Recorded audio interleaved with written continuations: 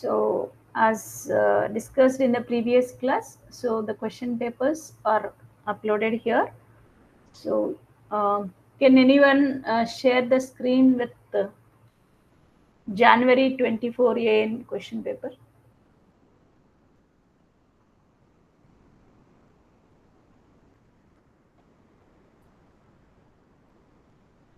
January 24 afternoon. Yeah.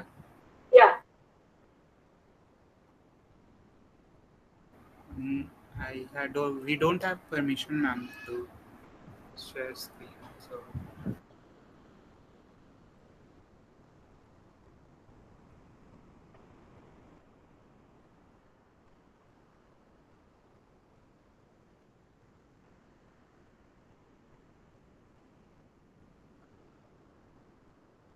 When you have the VM problems, you are sharing the screen, no? Why that option is disabled?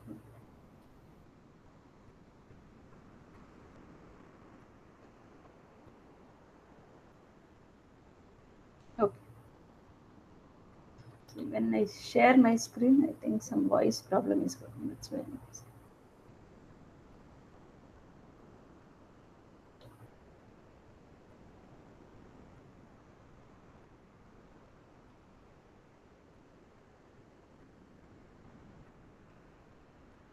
Is the screen visible, ma'am?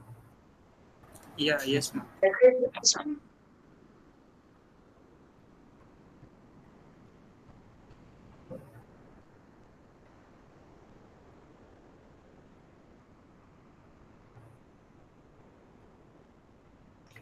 So your question paper will be like this. Okay. So how many questions will be there, and what are the marks for each question? Everything will be described.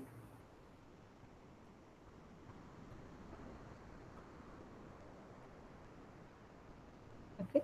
So this is a question with multiple choice question. Here labeling also you can check whether it is a numerical answer question or multiple choice question or multi select. Multiple options are correct. So the MSQ, so that will be labeled here, and the marks when you got the correct answer, the marks will be this. Okay. See the first question. Select the script to find and kill the process which is consuming more than 80% of the CPU. Okay. See here the PS command. What the PS command will do, it will display the processes with minus EO means see PID comma percentage of CPU. So the process ID and the utilization of that percentage of CPU utilization of that process will be displayed. Okay, PS command, and that will be sorted by the CPU percentage utilization of CPU. So that means highest CPU utilization process will be displayed first. Next highest CPU utilization. So it will display the processes in the order of the highest CPU utilization. Okay, so these are the currently running process in your system with their CPU utilization. So you are given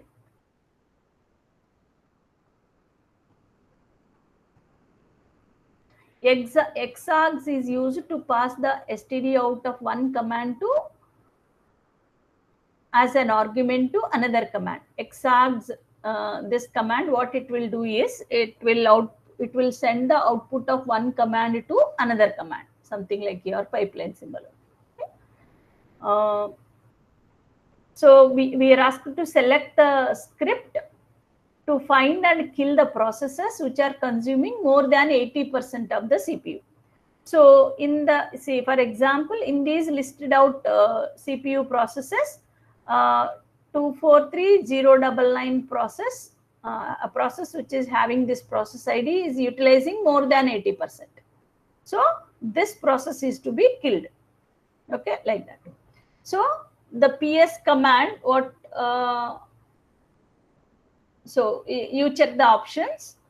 The PS command, this will display the processes in the process order ID. It will display the process IDs in the order of their CPU utilization. And that output we are passing to the awake command.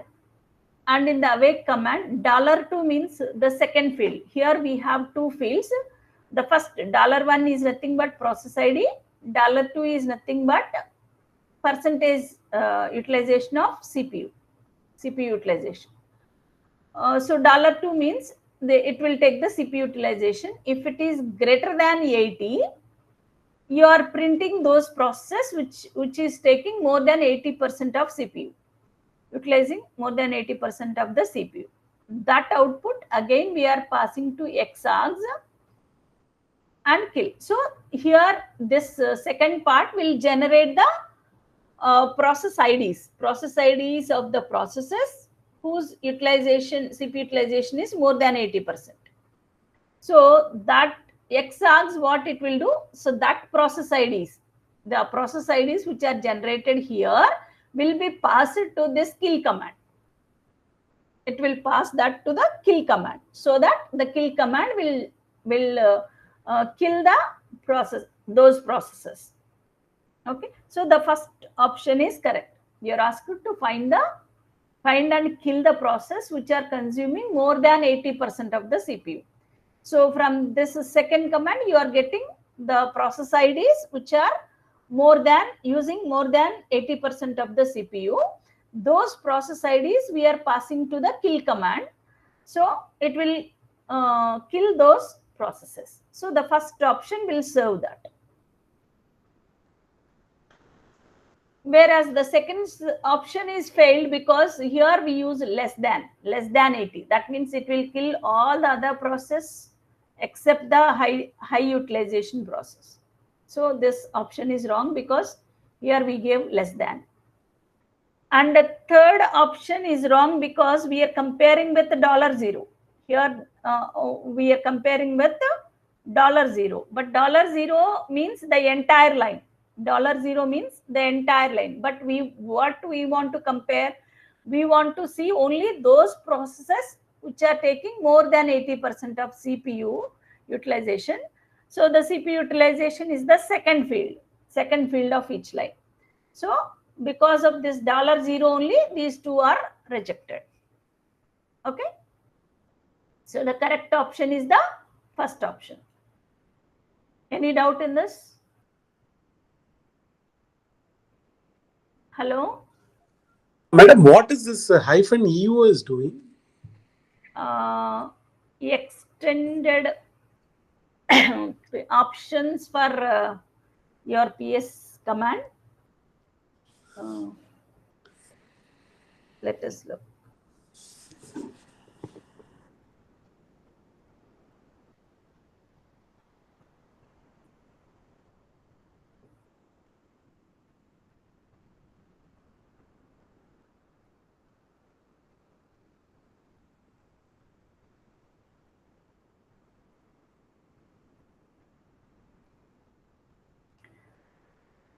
So the PS command can be executed with -E to see every process on the system using standard options. -E select all the processes. So it will select all the processes, -E option, whereas -O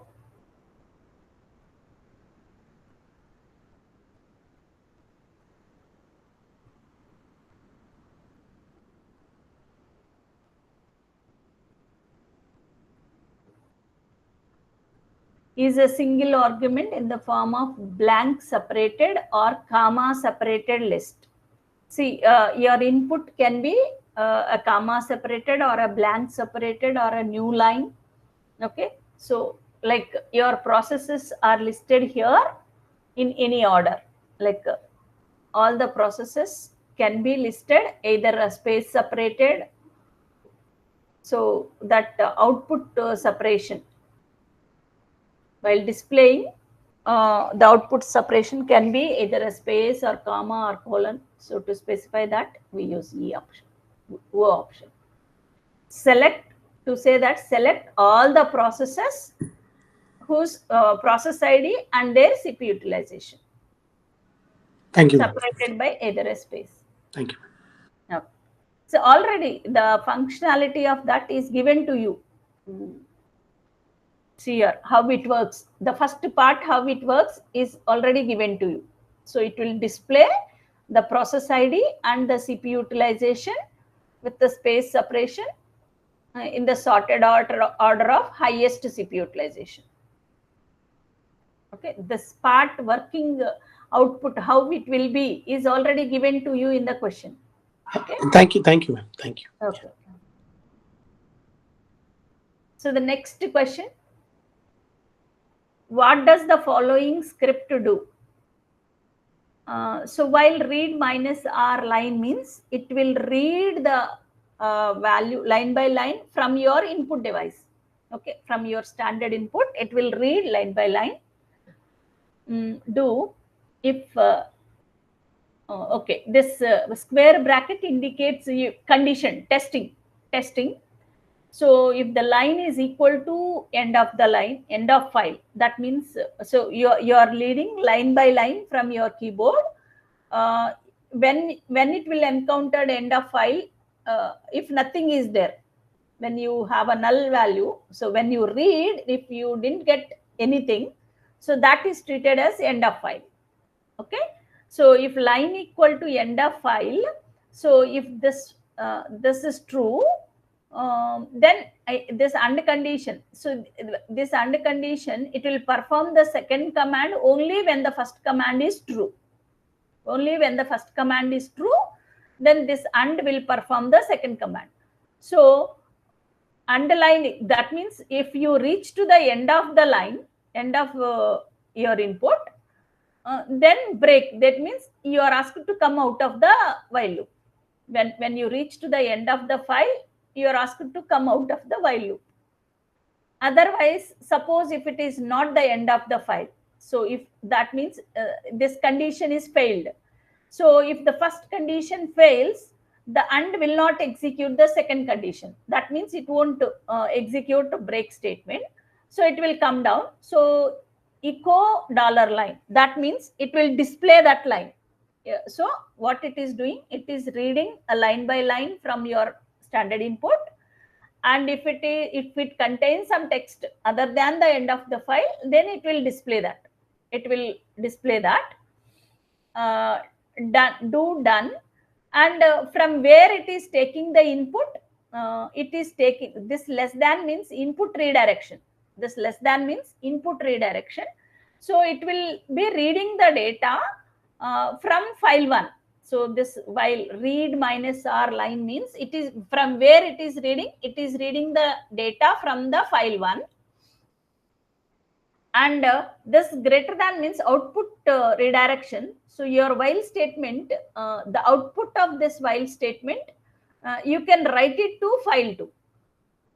So if you didn't give the output redirection, it will display on the monitor, like in your standard output device.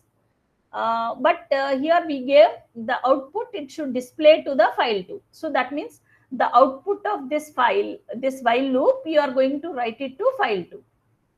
So finally, what it is doing, so it is reading a line by line from file 1. It is a reading line by line from file 1. If it is not the end of the file, echo line means where it will write, where it will echo, it will write it to file 2. So that means it is copying the entire contents of file 1 to file 2 before it reaches to the end of the file. Okay, so what it is doing overall, this script, it is copying the contents of file 1 into file 2. Okay, Madam, so, madam, yes, end, it is not end of the file where it is written,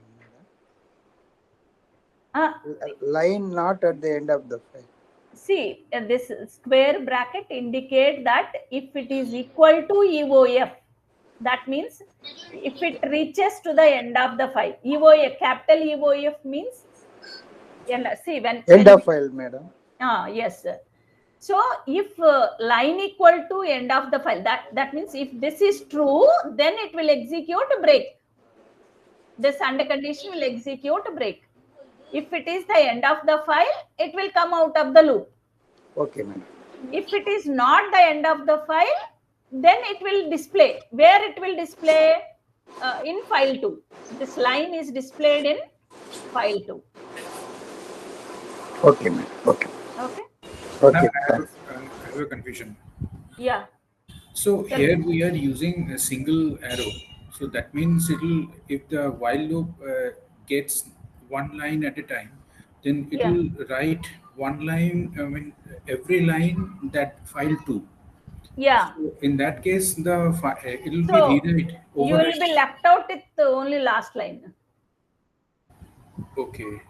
Okay. If it is a double greater than, so it Then will it will be overwrite. appending. Yeah, appending. Yes. So the answer is not like it will copy every line Yeah, content. not, it will copy every line, but it will be overwritten. But it is not the exact one. Yes, whatever you said is correct. Copies the contents of file 1 to file 2 until the line EOF is encountered and the line EOF is not copied. Like, so this might be correct, but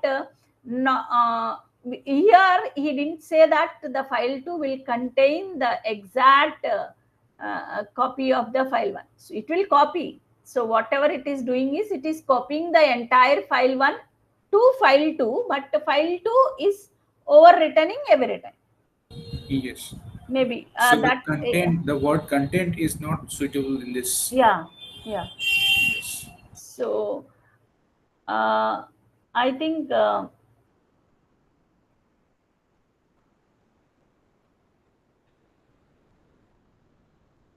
Now, how do we differentiate option 2 and 4? No?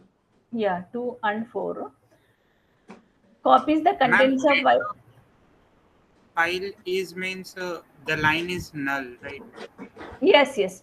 EOF means line is null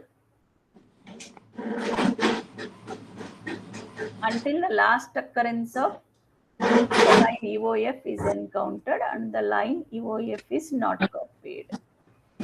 Literally, Same. both are close, no? Almost same. Copies the contents of file 1 to file 2 until last occurrence of line EOF. Yes, I think It's until the last, like, last occurrence. The moment EOF is occurred, the loop would break. It's not about the first or last occurrence of EOF.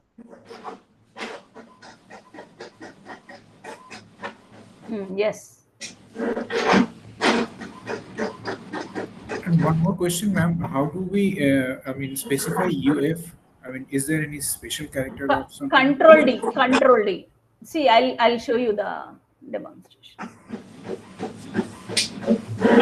No, what do you mean by last occurrence of EOF and occurrence of UOF?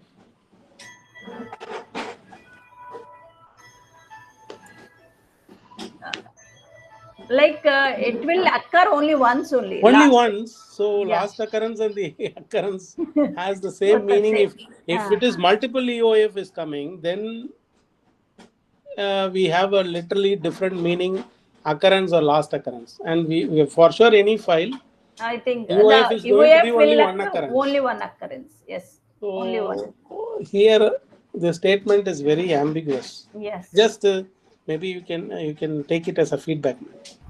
Yes. Very true.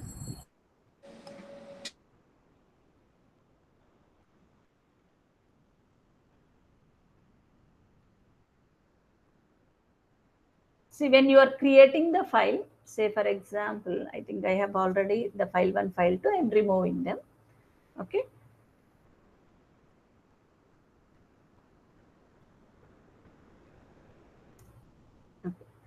So now cat greater than file 1 Okay. So now I am going to create file 1. Example. So if you press Control D, it will automatically write the end of the file to the, but you cannot view it. The end of the file record is already written to the file, then it will stop. Okay. So when you see it, the file content, you cannot able to visible that end of the file, but while reading it will, when it read the null value, if it reads something, if it doesn't read any text, then that will be treated as a EOF. Okay. Now we will run the script. That is question 2, no?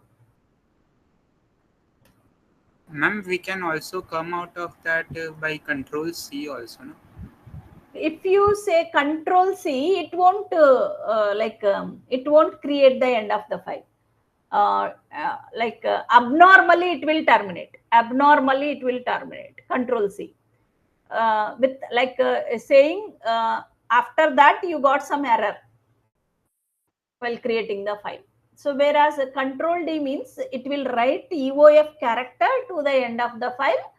It will mark a delimiter like EOF in the file and then stop. Control D.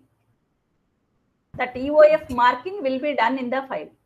Suppose if you use Control C, it will break, it will abnormal termination of your file. I think file will not be created. I think we'll see. We'll see. Check that also. ./q2.sh. So in this code, we are not writing the end of the line in file 2, right? Yeah, I have used Control D, no? Yes, you are not writing. When it comes to the EOF, simply we are coming out of the while loop. Yes, that is similar to Control C. Yeah. Yes, ma'am. Okay. So now the file 2 is created. See here, the file 2 is created, and you can also check both the sizes are same and even the contents are same. File 2 is created because I have given only one line. Okay. Cat file 2. Let us try by adding more lines. Madam, if you are given one line, you should not have copied, no, madam. Yeah. That's why.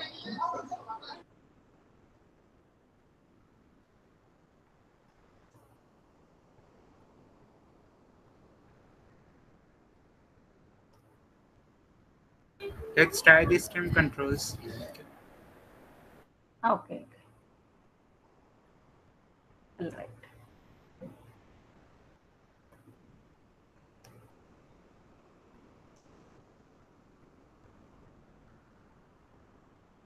Will it go in an infinite loop? So I am using Control C. Control C I have used. So maybe if I run the script, because EOF will not found, maybe it may not stop or it may go infinite. We'll see. Check it.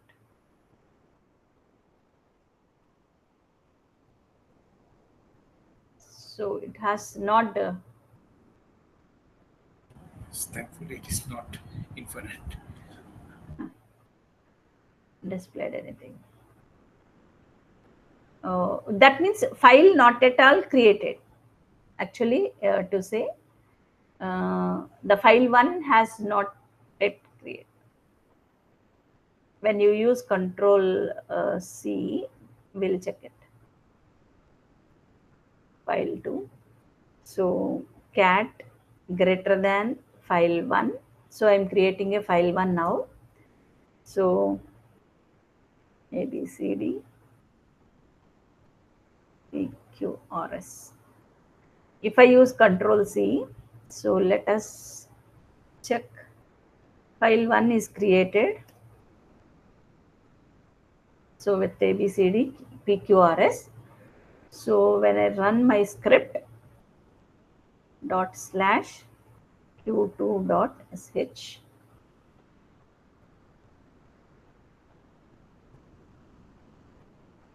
ELS Yes, file 2 also created. Oh, anyhow, it has taken. Even if you use Control C also. So when it reads, if nothing comes, that is taken as a EOF. Okay.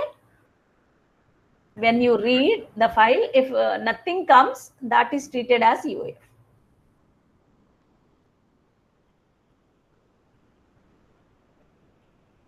Also, one more thing, if you give manually EOF in the document, let's say, if you append EOF at the end, that is also taken as end of file. I mean, the string format, if you give. I didn't get you. If you work with that particular loop that you are working, that $line equals EOF, if Yeah. you work on that, then it would be giving you that same result actually. Even see here, even though you use a single greater than, it has written the entire output to this file. It has Yes, worked ma'am, like because an append. everything would be stored in a temporary file, Okay. and from that temporary file, after the while loop is done, then only the Then redirection it would will, happen, right? So it would be dumping it. It's not line by line redirection. yeah.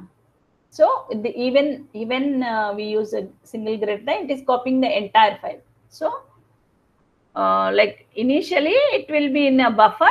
So when the while loop ends, that buffer data, I think it will write it to the file. Yes. Madam, Yeah. from in the first line, if you write not EOF, Yeah, what will not if it is not EOF, no, nothing madam, will not be here, written. not here, madam. In the exact message in the file 1, you are shown some message, no, ABCDF, Yeah. ABCD equal to not EOF. Yeah, even that will not be considered as EOF. Yeah, instead of ABCD, you ask me. No, madam, ABCD equal to not EOF. What will Okay, happen, madam? I'll write. Then second line PQRS. Will it consider second line, madam? Yes. This EOF Not. is a text. Okay, madam. Okay. Okay, madam. That EOF, that capital EOF in the logic that we are using, that is a String. nothing, null value. Yes. Okay, madam.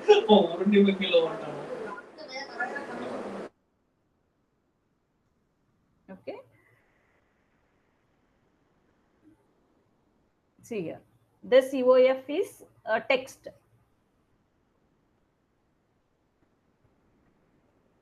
Okay. So what it is doing, it is copying the contents of file 1 into file 2 except EOF. EOF is not copied. Actually, when it comes EOF, it is not echoing, no. So when it is EOF break, that it will execute the break and come out of. So this echo $line will not be executed. So the second option might be the correct. And the next, here, this one is not clear how all the lines are getting copied, because the echo is within the while loop. So where it is echoing, in that case, it should be echoing to the standard output, right? yes, Not to the file. Yeah, as per the syntax of the while loop. So as per the syntax of while loop with greater than symbol, what it says is the output of this while loop will be written to this file instead of standard output device. Correct. In that case, we are not appending, right? We just discussed, right? We all agree that it will overwrite, but it won't when you overwrite. demonstrate, it is not overwriting. No. It is doing all. That is what we said here now. It is not overwriting. This output, while loop output, is stored in a buffer. When it come out of this loop, that buffer value, it will push it into the file 2. So the file 2 will contain the whole content. It will not overwrite. It will not be line by line. So the code, when it encountered the break command, Yeah. it it will jump to the just before the greater than sign. Yeah, when break, not greater than sign, when break means it will come out of the loop. Before coming Yes. out of the loop, that buffer content will be returned to this file. Yes. Okay, so this Actually, this concept we did not study. yeah, we studied while studying the while loops. I remember Really? that I gave the while Sorry, loop sorry, example also. sorry. Okay. Like Then the output of this will be returned to, instead of standard output, you can return the output of this loop to while loop. When we discuss the this is while a very loop, good option because while loop, doing it in a buffer and end of the breaking the loop, writing it to a file is a good concept to have. We can use it in a lot of use cases. yes.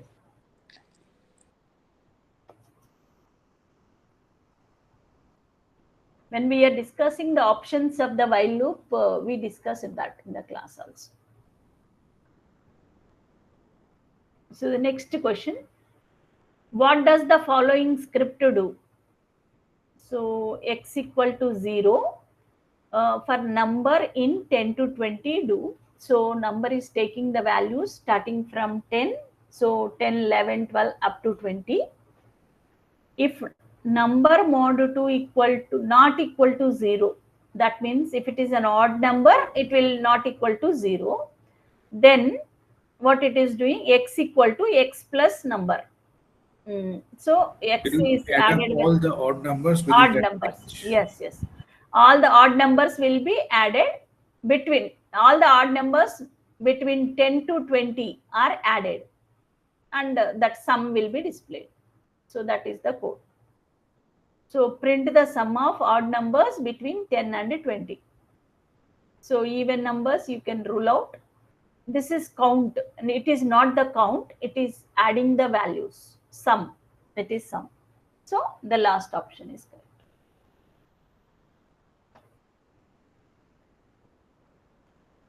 So next question, the path environment variable.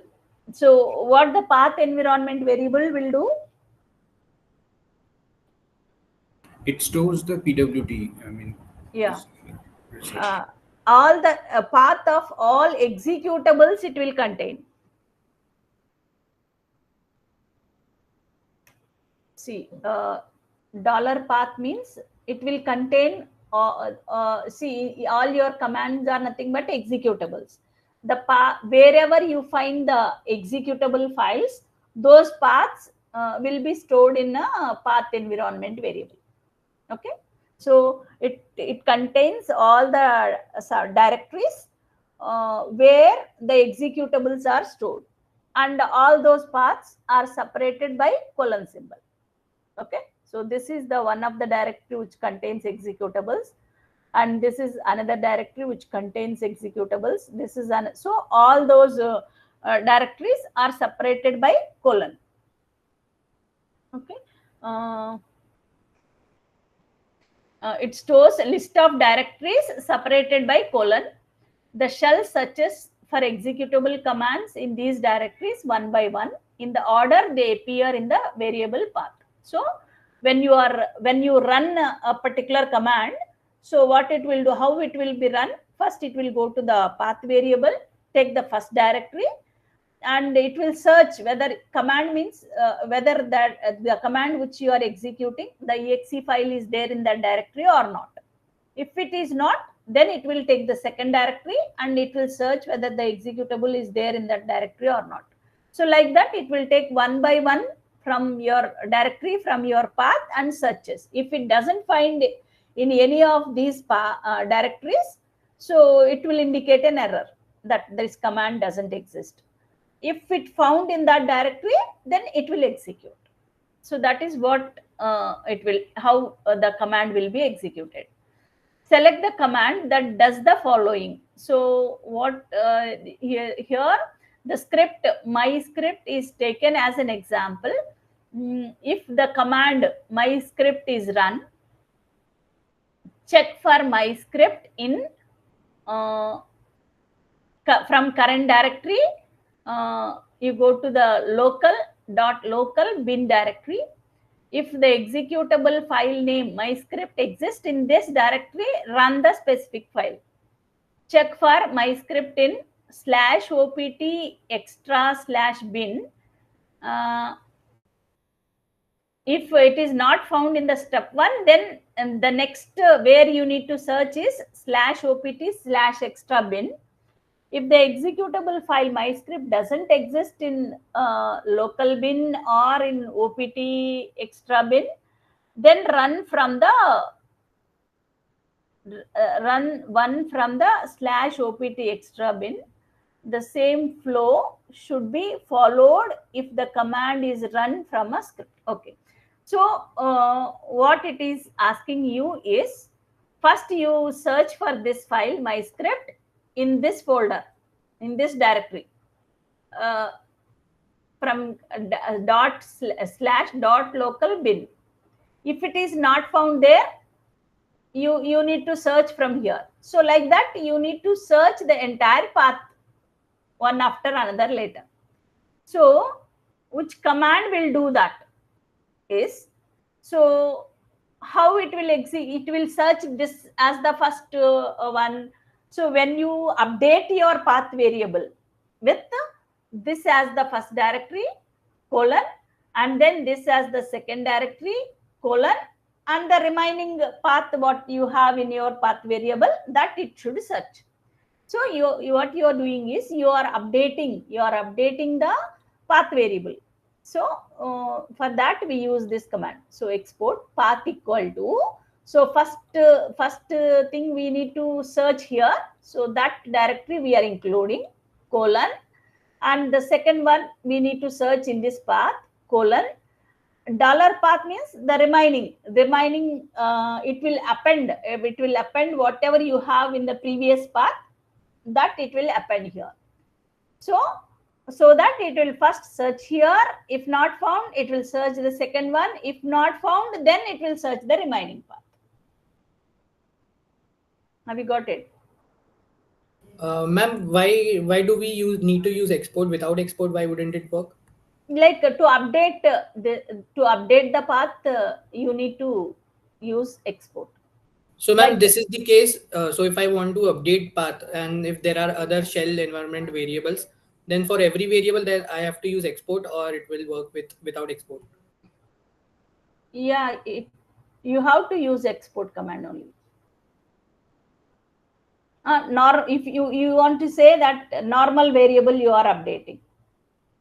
Not normal. If normal, then I think, yeah, environment variable. Yeah, you have to use export only.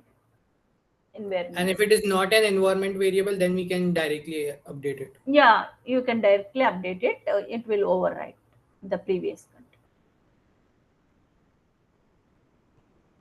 So ma'am, if we update that path without the export command, that word, what it'll do? I mean, it'll only will it update the path, or what will happen? I think it won't update, and I think that you cannot do it in your VM also. You try it in your local system.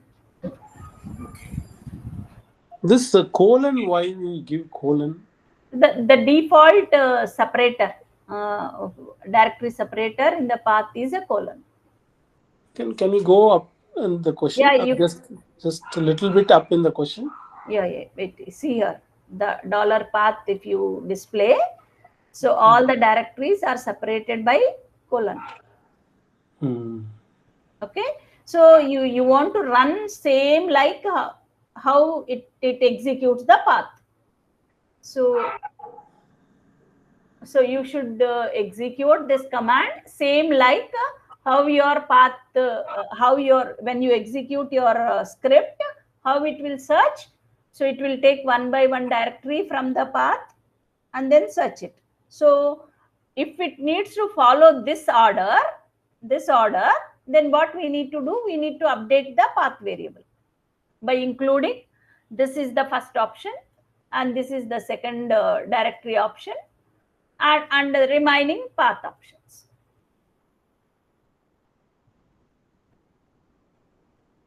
Okay. Yes, ma'am. Clear. Okay. Next one. Consider the following shell script. For file in star.txt, do echo processing $file cp $file backup. Okay. So what it is doing? It is taking all the .txt files. It is taking one by one. So the file will take one by one .txt files in your current directory. And it is saying processing the text file, whatever text file it is. So that file name it will display. And after that, what it is doing, it is copying the file, the contents of this file into another file whose name is backup underscore the file name, the same file name. Okay. So like suppose if you have f1, f2, f3, f1.txt, f2.txt, f3.txt in your folder. So first it will display processing f1.txt. After that, it will copy f1.txt file into backup underscore f1.txt. So second file, again it will take the second txt file, same backup underscore f2.txt. It will create backup underscore f3.txt. So like that, it will create backup copies of all .txt files. Okay, cp means copy the contents of this file to here.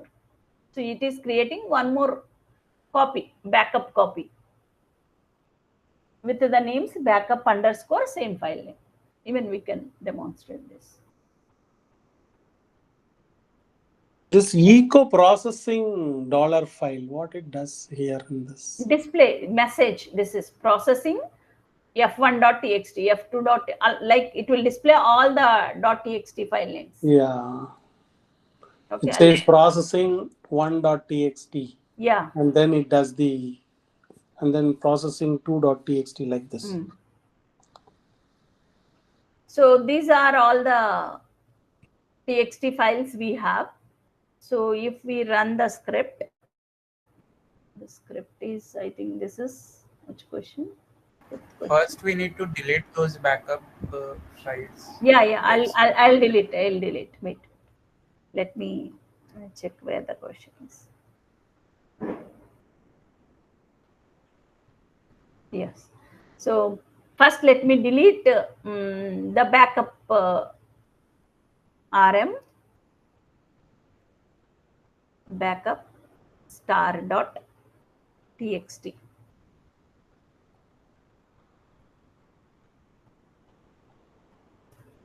So now we have only 3 files, data.txt, data2.txt, s.txt.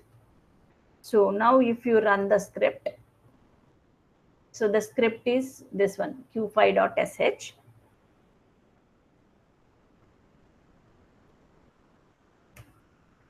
So processing, first it copies data.txt. So the name of the file is data.txt. Processing data2.txt, processing s. So it has taken all the text files one after another, and what it is doing, it is creating backup underscore data.txt, backup underscore data2.txt, backup underscore s.txt. So if you list out all the txt files now, so it has created these 3. Okay.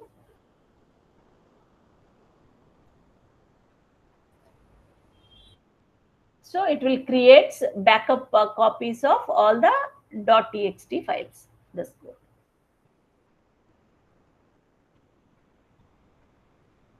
So even move means original files will be deleted, but copy means both the original files will be there as well as backup file will also be there. Ma'am, cp is the copy, right? Copy command. Yeah. Cp is the copy command. Next question. What environment variable stores the path to directory containing the commands? Just we have seen.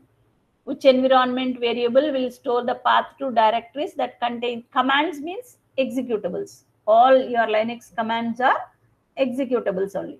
So the environment variable which stores the path of the executables is nothing but path variable, $path.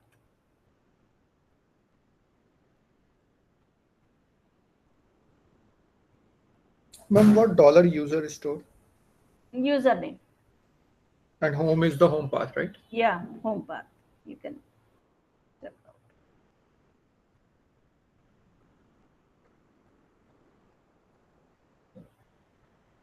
Slash home. See, I am in this different server, so that's why it is showing like that. Okay. Echo dollar. Actually, here Ubuntu is the user. In username. Username.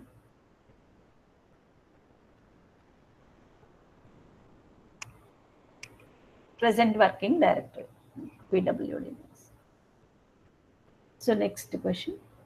In a text file, you want to replace the second occurrence of the word apple with banana.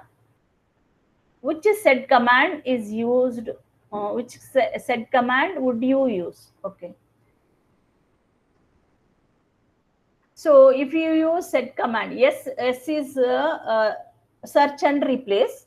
So if you use s/apple/banana from this file name, so it will, without this option, if you use, it will replace only the first occurrence.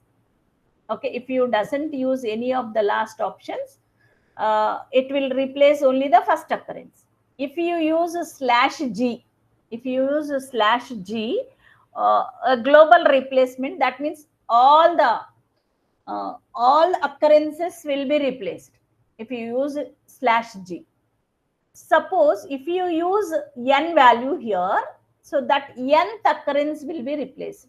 So s/apple/banana/2 means the second occurrence will be replaced. Suppose if you say 4, the fourth occurrence of apple is replaced by banana. So like that, you can /n, you can say n means nth occurrence will be replaced. Okay. Ma'am, what 2s will mean? Will it mean something?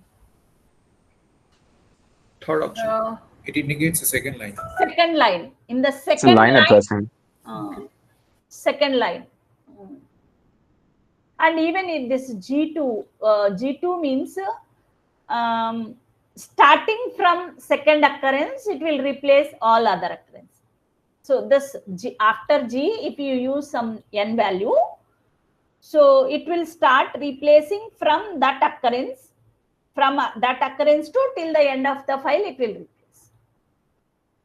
Okay, even I'll show Ma'am, G you. is for global, right?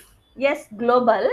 After that, suppose if you say only G, it will replace all the occurrences. All the occurrences. Whereas if you say G and n value, so it will start replacing from nth occurrence to till last. Okay. Okay, we'll see that demonstration also. In this case, n is in the beginning of that is command. starting It from is the second line. N Beginning, is at the end means occurrence. Yeah, occurrence. Thank you. I think which question it is.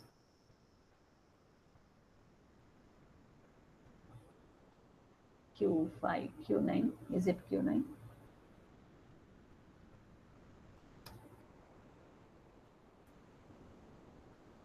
No.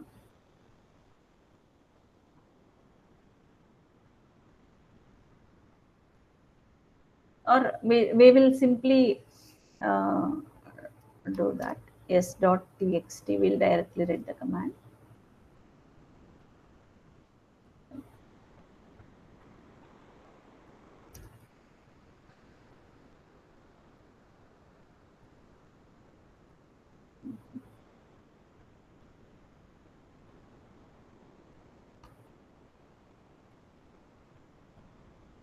Yes.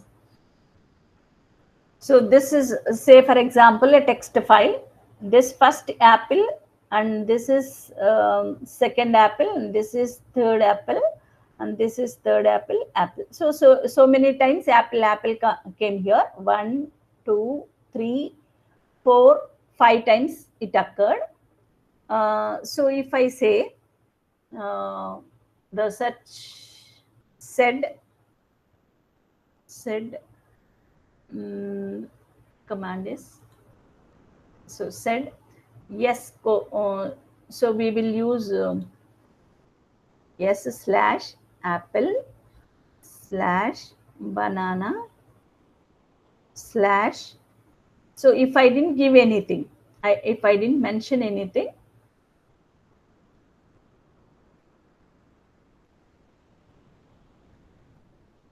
Ma'am, you have to Ma'am, give that minus forward slash. E, minus E option.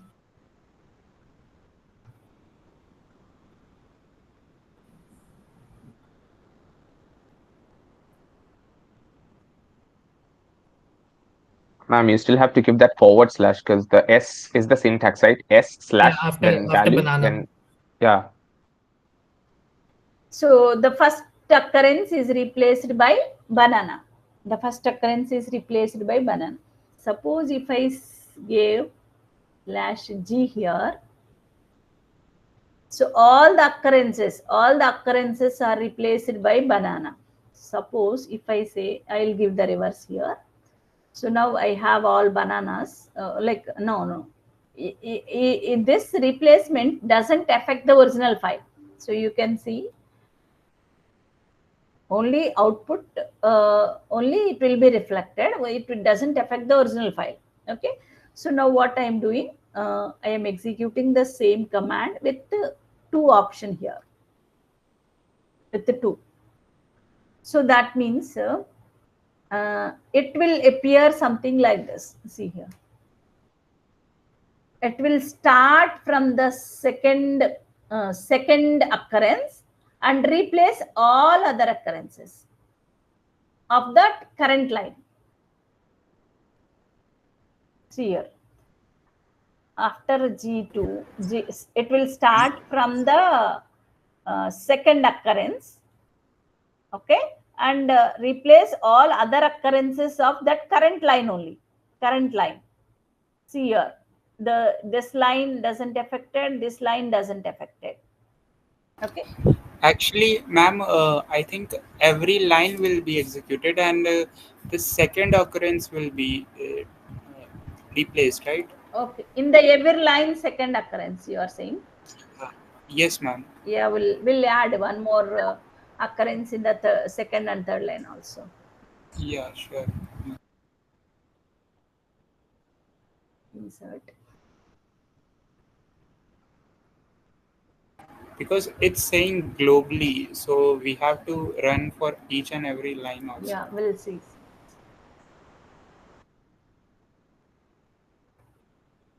And this is fourth apple.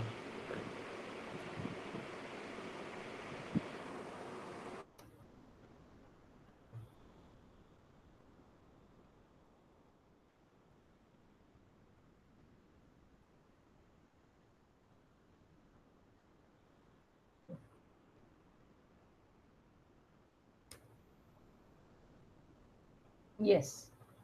What you guessed is correct. So starting in the each line, starting from the second occurrence, it has replaced all other occurrences. So this is the second occurrence in the second line, and this is the second occurrence in the third line. So starting from the second, in each line, starting from the second occurrence, it will replace all other occurrences. Okay. Suppose if it is only 2, only the second occurrence of each line it is replaced. Only the second occurrence of each line it is replaced.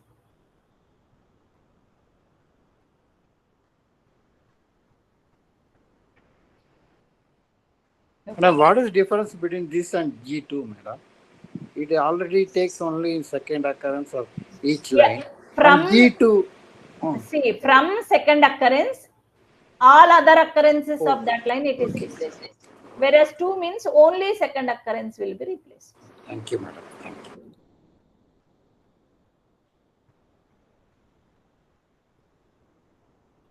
Next question. You want to find the lines in a text file where the third field is a numerical value between 57 and 93 inclusive. Which command would you use? So awake, and the options, awake command is given. So when your awake script reads each line of a text file, each field will be passed as $1, $2 like that. Okay. So third field means you can refer that using $3. Third field means you are referring that with $3. If $3 value is greater than or equal to 57 and $3 less than or equal to 93. So when it is a numerical value only, we can able to compare with less than and greater than symbols. Less than or equal to and greater than or equal to symbols, they will be true only when they are numerical values. Okay. So this itself indicate that this is a numerical field and whose value is greater than or equal to 57 and less than or equal to 93. Equal to we have used means inclusive of both 57 and 93. And you are printing $0. $0 means entire line. So you are printing all those lines, all the lines which contains the third field. Third field is a numeric field and also it is between 57 and 93. So this option is correct. Whereas this option, why it is wrong? $3. So when you use a tilde symbol, that indicates that you are using a regular expression. So you are matching with any value, this cap, and that begins with 57 to 93 in this range. Plus means it can be repeated one or more number of times. So if it repeats one or more number of times, what happens? It will be 5,757 or 5,000 change it will be. So so this is wrong. Whereas $3 is similar to, so you can have a 0 to 9 repeated 2 times. So 0 to 9 repeated 2 times means it can be even 23. Say for example, first time it can take any value between 0 to 9. Say let us think that it has taken 2. And the next time it has taken 23. But 23 is not in this range, 57 to 93. So that's why this condition is failed. Whereas here, awake, $3 greater than or equal to 57 and $3 less than or equal to 93. And you need not give the print command because the default action in the awake is a print command only. So it will print the current line. So this option is correct because you are not saying that you print that line, but the default action of awake command is a print.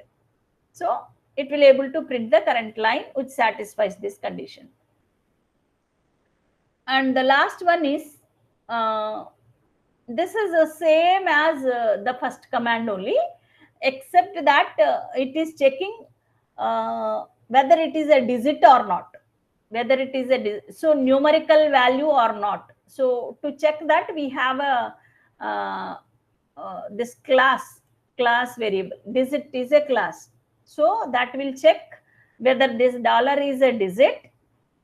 So it can have any number of digits. This plus indicates that it can be a combination of digits and that value, the combination of that digit formed, that number formed should be greater than or equal to 57 and less than or. So and condition means this whole thing will be true only when all the 3 conditions are true.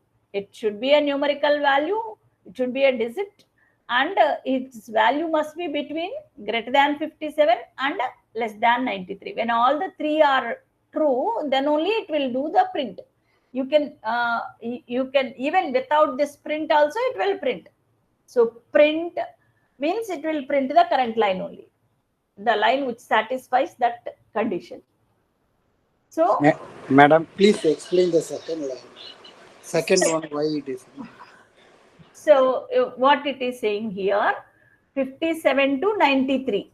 So it will begin with 57 to 93 and plus means one or more times. So if the same digit between 57 to, say for example, 57 is repeated one more time, say for example.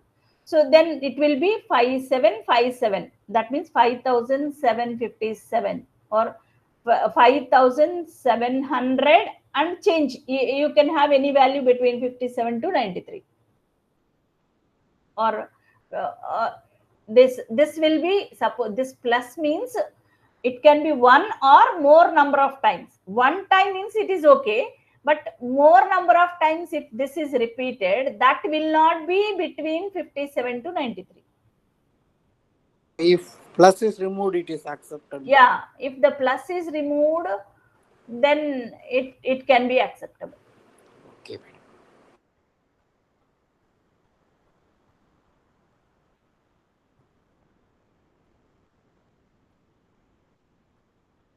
Next question.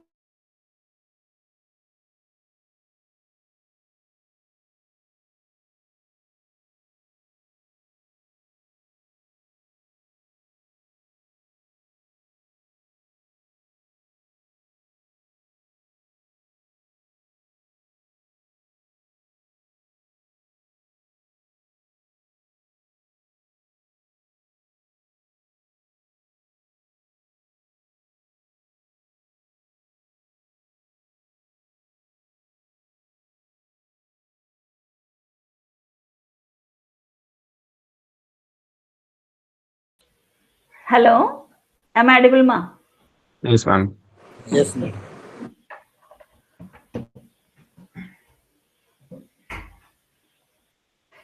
Poindra.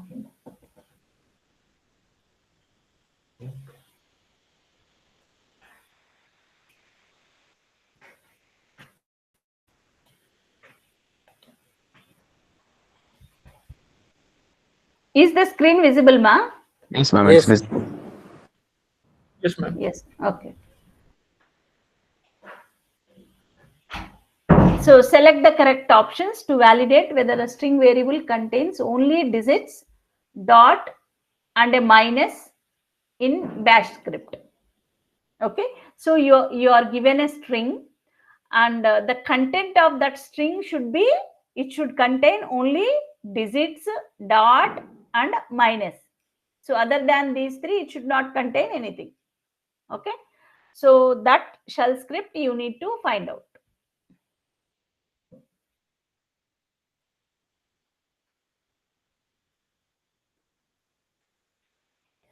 So this first option, so dollar variable equal to tilde. It should start with it should be between 0 to 9. So it can contain 0 to 9 followed by dot followed by hyphen. This slash indicate that because minus has a different meaning, don't interpret that meaning to say that we use this slash. Okay, backslash. So so this can be repeated any number of times till the end. So from beginning to the ending, from the beginning to the ending of this variable, it should contain only either 0 to 9 or a dot or minus. So that can be repeated any number of times. Okay, so this option is correct. So this variable will have only either a digits, a combination of digits, dot and a minus symbol. Whereas Here this order doesn't matter, right? yeah, order doesn't matter. It can be anything. So, but here it is given that anyhow, whatever it may be, it should. If you put it in a square bracket, it can take any option, no? Can we have dot dot Yes, dot dot is also accepted. as per this question? Yeah, because this is a string, not a numerical value. String variable. Okay. Yeah, it is a string variable. So Hmm. dot dot is also accepted. Dot minus is also accepted. -9 is also accepted, like that. And minus we are escaping, so that's why the slash is coming. Yeah, like escaping means it doesn't take the meaning of minus. It should be a string character variable minus Okay. character value. So why this second one is wrong? Because here star means 0. 0 or more. So you can have an empty string also, but empty string cannot be accepted here. It should contain only digits, dot and a minus symbol. So because of that star, it is rejected. And here, so this and first option are same. Instead of 0 to 9, we specified that class variable. Madam, dollar is coming at the end. What is it? Dollar. From the beginning to the till the end. From the beginning till the end, it should contain only digit, dot or hyphen. Okay. And ma'am, why star is not included instead Why of that? plus?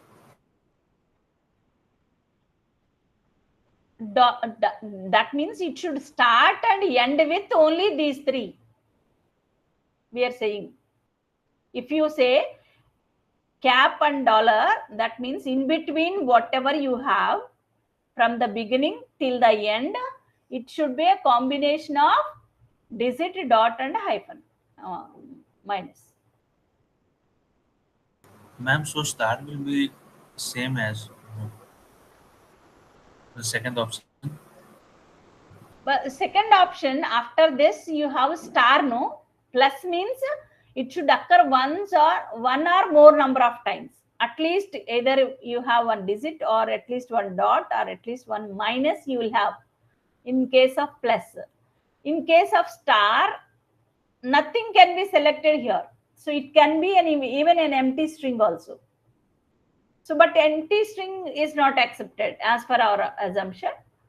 The string should not contain empty value. It should contain only either a digit, dot or an minus. So if you use a star here, there is chance of saying 0 or more. That means nothing is there in the string, can also be accepted.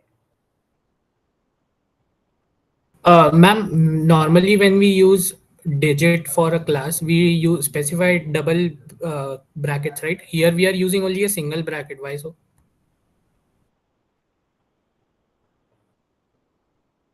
Actually using double braces. No, we are just including the dot and hyphen.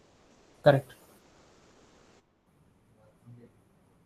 No, so whenever we want to specify it is a class such as digit or a string or anything, we use double brackets, right? Double brackets, colon, Yes, digit, yes, colon, yes. double brackets. But Yeah, here we are yeah. using single brackets. Single bracket only. I think we should use double bracket. No, it is. I think it's part of the distinct. So it should be like this. It should be like this. This fourth option. Double bracket, digit, double bracket, close. Ma'am, could you try it once? Yeah. But this also will work. The third option. Yeah, third, like if it is a double bracket, it should work. No. It is a double bracket, except it contains also dot and the minus sign, hyphen sign. Yes, it's like grouping. Yeah, it's like a grouping. I've seen this done. So it is accepted. Yeah, it is complete legit. You can try and do this; it will work. You can do it with other things also, not just digit. It's string. So then double bracket shouldn't work, right? No, double bracket also will work, both of yeah, but this is a way of doing it where before the second time you put the square bracket, you include the other characters also in it, like the, in this case, the dot and the Along with the digit, we can use even dot and minus also. So he's saying that this is a double bracket, and this is the ending of the double bracket, second bracket. So before ending, the digit can include even dot and minus. So we'll try it. And ma'am, dot inside a bracket loses its special meaning of a single character. Yeah, like you are saying dot inside this digit means floating point value, or a negation of a digit, negative value. That Yeah. will also be accepted as a digit, no? Like even this value can be, that doesn't mean that it should be an integer value. So even you can have a float value, 12.37 minus 12.37, say, suppose, for example. So that is also numerical value, so which is formed using digits. So that is what he is saying. Like it can include, the digit can include dot as well as minus also. So that because of that, it is accepting this this square bracket as a digit, double Yes, square yes. bracket as a digit. So the fourth option is same as third one, except that it is a star instead of plus. So it will be rejected.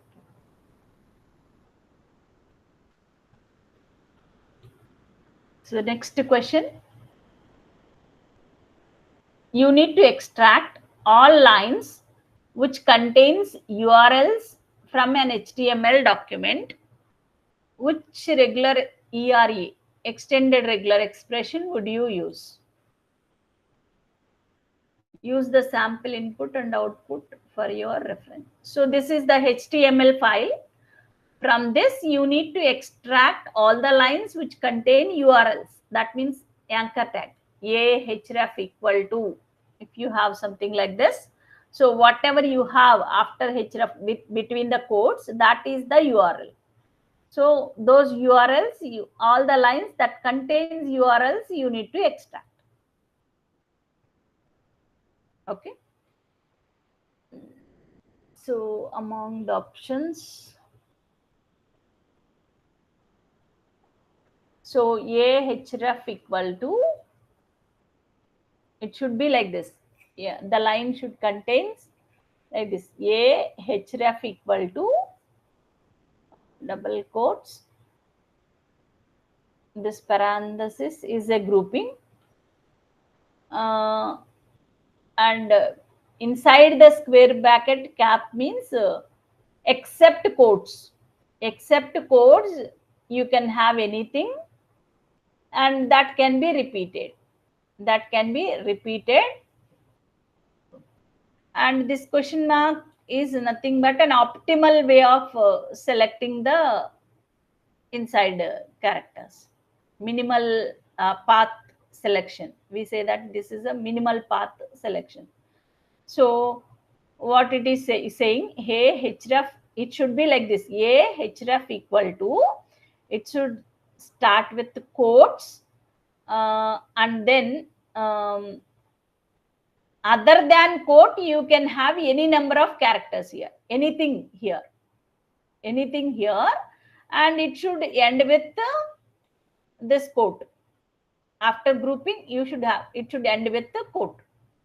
So that means within the quotation, whatever you are having, that URL, this your URL, it is matching with this particular URL, and even star means even all these will also comes. But this pattern is ending with quotes. Say, suppose if you have a two quotes here, say HTTP, here I have a quotes, and even inside this text also, suppose if you have a quotes, in that case you need to select only the minimum part, minimal optimal selection.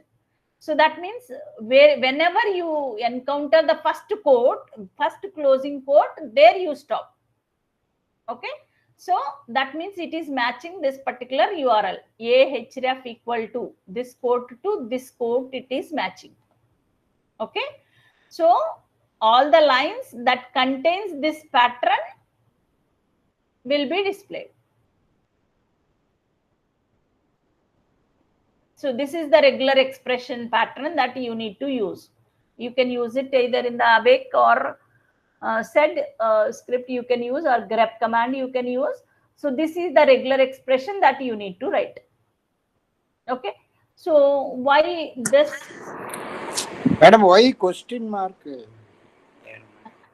This question mark, say suppose with the quotes maybe come 2 or 3 times. The optimal selection, to have the optimal selection, we use question mark. Like in the text also, say suppose he says something, that something what he said can be put it in a quotes. Okay. So but we don't want the quotes, no, madam. Within the square bracket it is there. Yeah, what we are doing, what this will do, see, if you remove this question mark, what it will do, from quotation till the quotation. So here, other than quotation, it will match anything. Other than, see, even if you remove this question mark also, it will run, no problem. But it won't run. That basically give you a minimal, I think, minimal code. Minimal, like, so inside the quote, if you have another quote, that will match everything till the end. This star, if you remove the question mark. Whereas if you put the question mark, it will match only first occurrence of the quotes. Minimal path only it will match. Say for example, if you have something like this.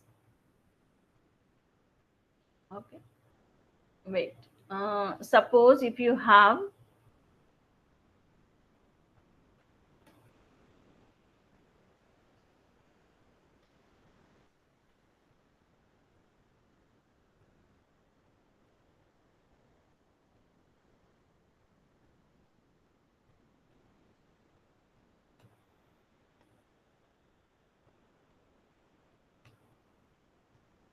something like this, you have a text something like this. So if you remove the question mark, it will match the whole thing. Whereas if you include a question mark, it will take only this part. This is an example to only this part it will take. If you remove that question mark, it will match everything, like even this hello, HRU, and also it will match. Okay, by ignoring only quotes, it will ignore only quotes. Okay.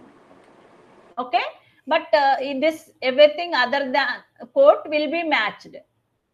Whereas if you use a question mark, it will match. This match should be optimal. Optimal means whenever this quote comes, there it will stop searching. So only you will get, this is an example to see. Okay, like that you will get. Ma'am, but in our example, there is only one pair of quotes. There is not another quotes, other quotes. So I think the first one should also work, right? Yeah, first, because like if your URL contains that case, that should also work here. That's why I think this is removed. So even your URL can be empty. Only this pattern should be there. After that, you can have simply quotation open and quotation close will also be accepted. Whereas here it is saying it should have at least one character. Inside this, at least one thing it is requesting. So even null is also accepted. So that's why I think this plus, because of this plus, it is rejected. Madam, if it is star, it is 0, you said, no, madam. Say 0 or more. Yeah, even here in the href, you need not specify an URL path also, but like it can be an empty URL also. Are we trying to capture the whole thing, or are we just trying to capture the yellow, the part in yellow only? No. Whole line, complete line. Like here, we are asked to write only the regular expression to catch that line, not await command or set command to catch that. So you are asked to display, extract all lines which contains URL from an HTML document. So URL will be in this form, ahref equal to. If you have something like that form, what that line contains an URL. That is our assumption. Okay. Ma'am, So this plus you need to give this regular expression to your awake or set or grep. And what the question mark does again? I mean, it will stop at the inverted. First, I said no. This first quotes whenever comes, that match will stop. Okay. Okay, that match will stop there. Optimal way, it will match in a optimal way. Ma'am, here the power symbol or that arrow before the quote, that particular part means negation, right? Yes, negation. Except quotes. Except It should quotes, we match are taking everything. It everything. can be there, can't be there. Yes. Okay. Excellent. and ma'am, plus also means na ki one or more occurrences. So option, why not option A we are considering? Yes, for this case, I think it will work, even option 1. But that is not optimal. Like it even matches the other part. Oh. It is not matching the URL. Even other part of the text also, it might match. You are searching Okay. only the URL. Like URL contains this format. Okay, ma'am, got it. Yeah, we are searching for minimal thing. Minimal thing. Minimal URL matching only. Madam, why third one is rejected, madam? Because of not optimal. The same. Because this is not optimal. It is matching even other than URL also.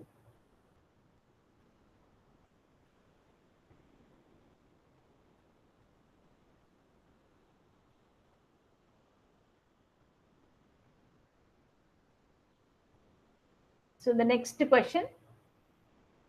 Arrange the following steps in the correct order to create an awake script that calculates the mean, median, and mode of a given data set stored in a text file named data.txt. Okay, so we have some data in data.txt file. To this data, we need to find out mean, median, and mode. So what are the steps? Here all the steps are given to calculate this. So what is the order they are asking? Okay. So what is given in these steps? Use awake to read data from a text file and store it into an array. So you need to read the data of this and store it in an array. Okay.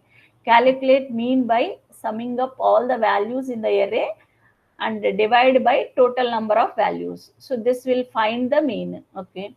Sort the array to find the median value. Okay. Before finding the median, we need to sort the data.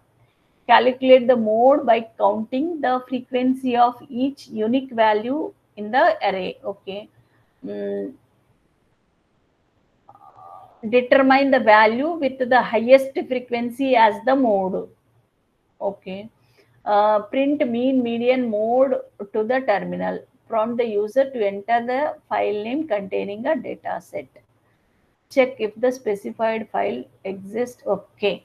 So, first thing that we need to take from this is the 7th one. file name that contains the data text, like data.txt file.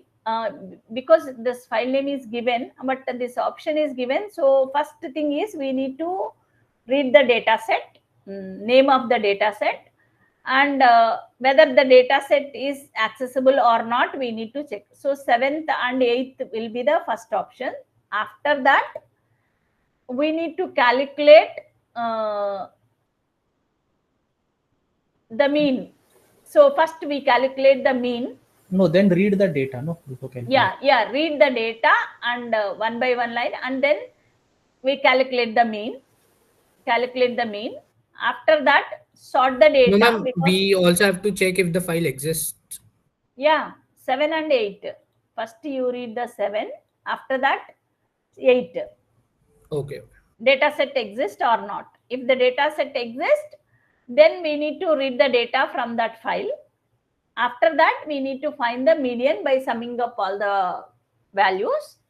Once we find the mean, next you need to find out the median. So median you can find out like middle value. So that means you need to sort the data to get the middle value.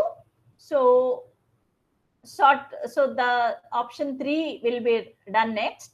Then calculate mode by counting the frequency. How many times each value occurred, that will be the mode. So each unique value of the array you need to take and then count how many times it occurs. And you need to mode is nothing but the value which occurs highest frequency. Which number occurred more number of times, that will be your mode. So after finding the mean, median and mode, you display them. So this option is correct. 7, 8, 1, 2, 3, 4, 5, 6 is also correct. And even see here, this sorting you can done before finding the mean or after finding the mean. That doesn't change the mean value, because mean is nothing but the sum of all the values. So you can sum up all the values after sorting or before sorting. That doesn't give any difference. So 7, 8, 1, 3, 2 is also okay. 7, 8, 1, 3, 2, 4, 5, 6 is also okay. So that is the last option. Okay. So whereas the other options, after 1 you cannot go to 4, because to find the mode we need to sort the data. So that's why this can be rejected. Whereas 8, 7, 1, 2, 3, 4,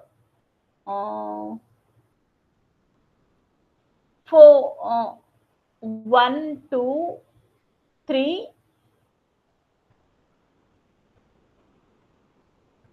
4 mode. Okay, that is also correct. 1, 2, 3, 4, 5, 6. Yes, here 8, it 7. start with 8. 7, 8 it should be. Because of 8, 7 it was failed. Okay.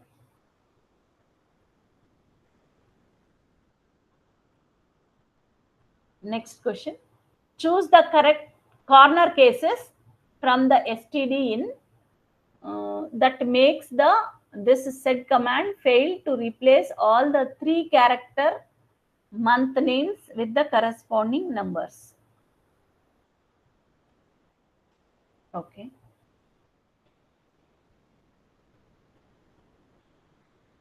So month to number is an associative array. So here we declared an associative array, month to number, and its values are like this. So January month will have the value 1, February month will have the value 2. So that like that you have initialized the associative array with the key value pairs. Key is the month number, value is the number of that month. So it will be like a dictionary. Okay, dictionary in Python or other languages. So your read minus R line means you are reading one by one line from the standard input device. And for M in dollar month to number at the rate means it will take all the records, all the keys, all the key values. That means it will take the one by one value as a January, February, March, like that it will take. M value will be, first time it will be Jan, second time it will be Feb, third time it will be March. So it will be taken like a list. Okay. So M will take one by one value from this month. Key. And if your input line is matching with this month, suppose in the line that you read from the input contains, say for example, Jan. If it contains Jan, if it matches with John, if this is true, if it is true, the R condition doesn't execute the second command. Okay, if the first condition is true, the R condition doesn't execute the second part. So that means if your line contains any of these months, Jan, Feb, any of these months, then what it will do, echo dollar line. So it will display the line, and that output it is sending to the sed command, and sed command search and replace. Wherever you find month name, $M is nothing but a month name.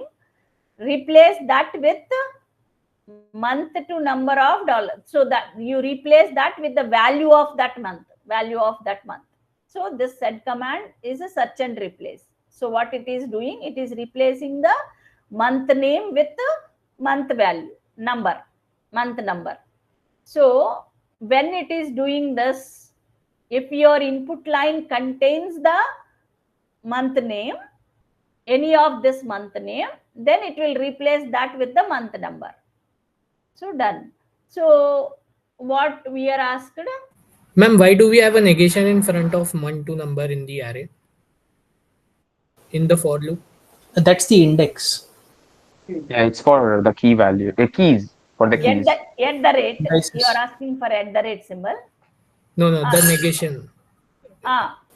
Like Exclamation he is asking, yeah. M in. No, it's a M in keys in that particular associative array. Yeah. That's why the exclamation is there. If you don't give it, then it would just iterate over the values. Value, it will take the value. Say 1, 2, 3, 10, 12, it will take. If you give explanatory mark, it will take the keys. Key value pairs it is. To extract the keys, we use, this is syntax only. If you look at the associative array, to how to extract the key value, this is the syntax. Okay. So so we are asked in which case this command will fail to replace the month number with month name. Say for example, if you take this, so this contains Jan. So Jan is there in the month to number. So it will able to replace this with the number 1. So here we have August. So AUG. So this will always be replaced by, this will match with your this key value. So it will able to replace this. Whereas in this case, when it find FEB, it will replace, but it won't search for the repetition search is not there. So it can't able to replace this May, because it occurs 2 times, but as for our code, it will take only the first occurrence. This Feb it will replace, but this May it can't replace. So that's why this is one of the failed case. If the month name occurs more than once, that in that case it will fail. Whereas here this July, J is a smaller case letter, but in our index we have a capital letter. First letter is a capital letter, so it doesn't give the exact matching. So this is the fail case. Whereas this case September is there, so it will replace the September with 9. So these are the two cases. If your month number name appears more than once, it will fail to replace month name with number. And here no matching occurs. This July is in smaller case letter, whereas in our associative array, our key is in first letter is capital. So these are the two cases where the replacement will fail. Ma'am, can you elaborate what we have to do in like options? I'm not getting it.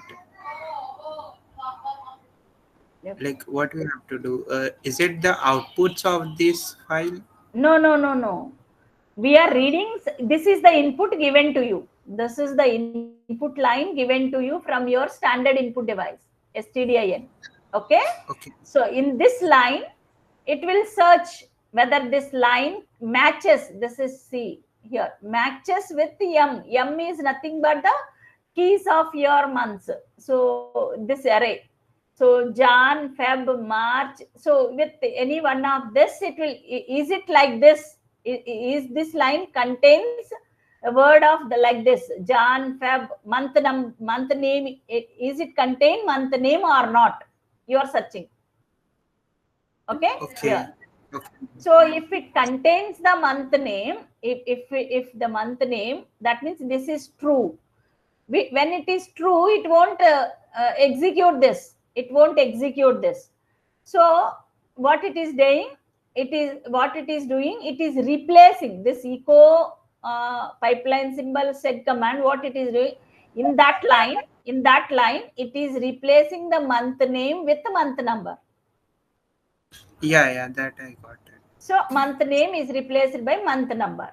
Suppose if this condition fails, if it doesn't find the month in the given line, in the input line, if it doesn't find the month name, then it will execute. If this condition fails, then it will execute continue. Continue means it will go and read the next line. So again, it will go to the, it will take the next month.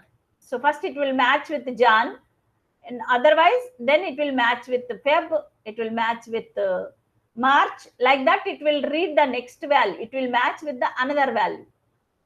Okay? If it doesn't match with any of this, it will end. Okay. Okay? Yeah. In which cases it will fail to replace the month name with month number, we are asked. So in this case, so this first occurrence, it will able to match. So it will replace this. But this May month is there, no? That it can't replace, because in that line, it will match with any one value.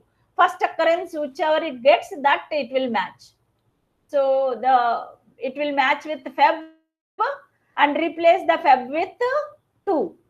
But May cannot be replaced. So that's why it is failed. And in this case, there is no matching at all. This J is a smaller case letter. It doesn't match with any of the month names here mentioned. Yes, ma'am, that I got. Thank you, ma'am. Okay. Next. How long will the following script run? $! mark expands to the PID of the most recently executed background command.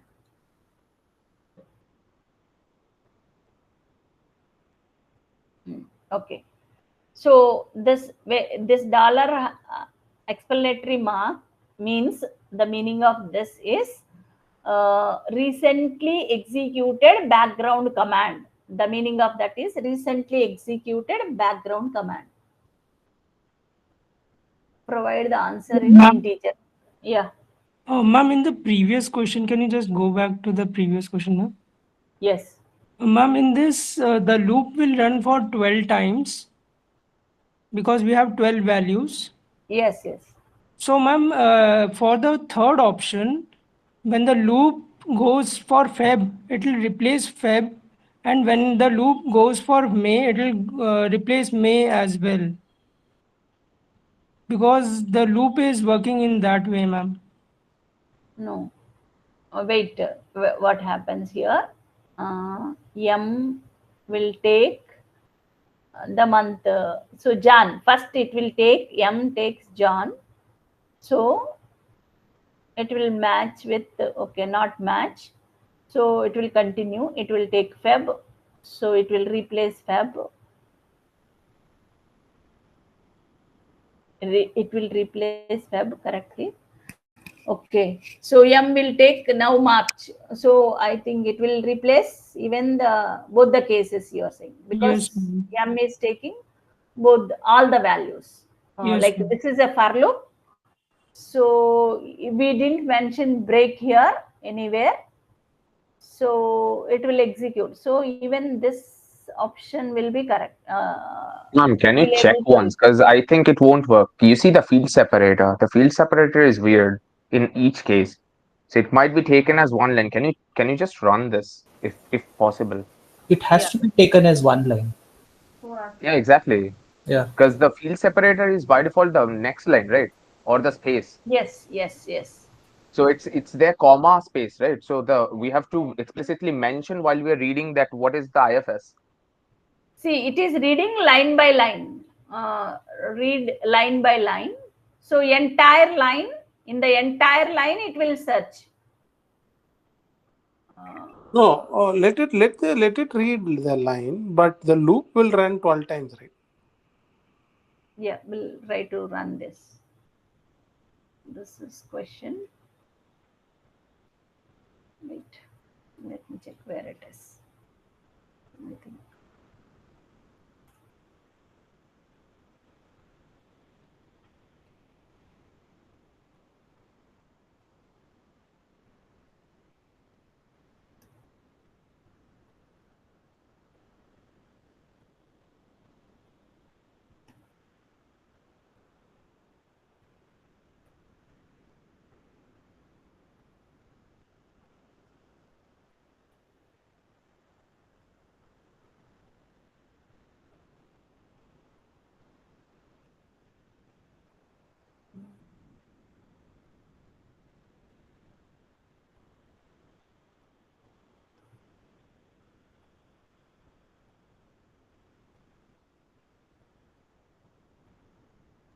I think I didn't type that.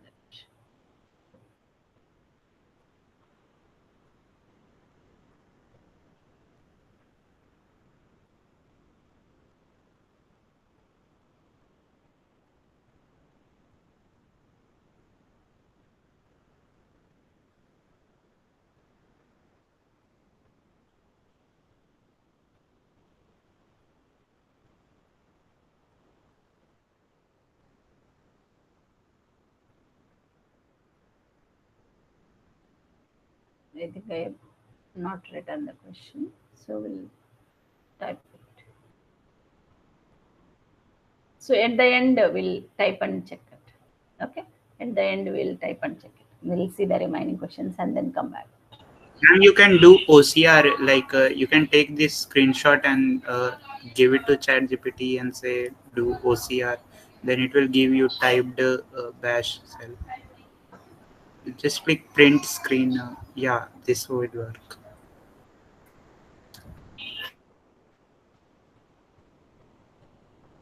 Yeah, it's fine.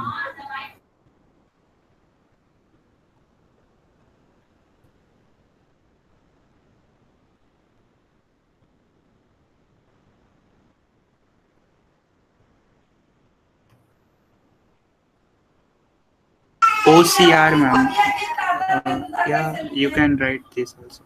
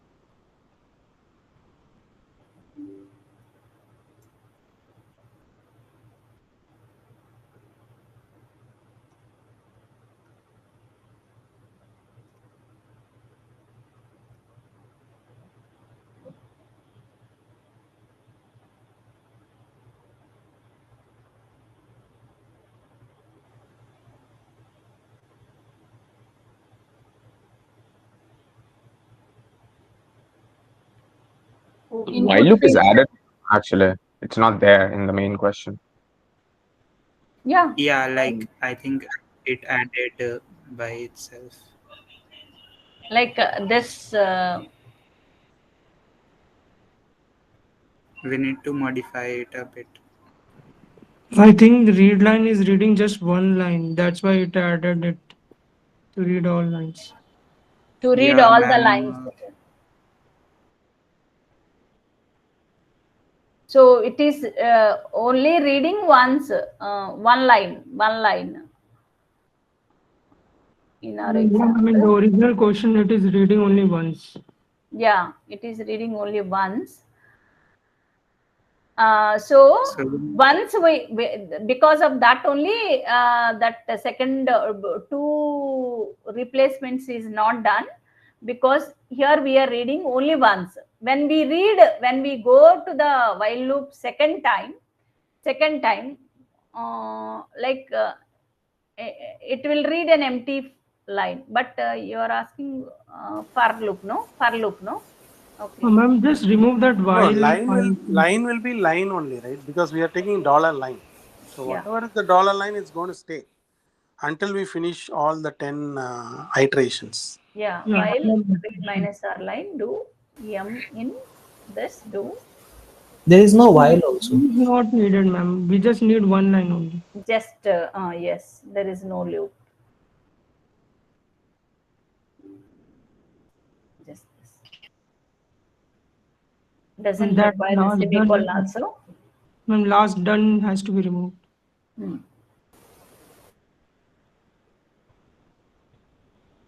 That semicolon is there. What about the indentation for we have for no need of indentation. No need of indentation.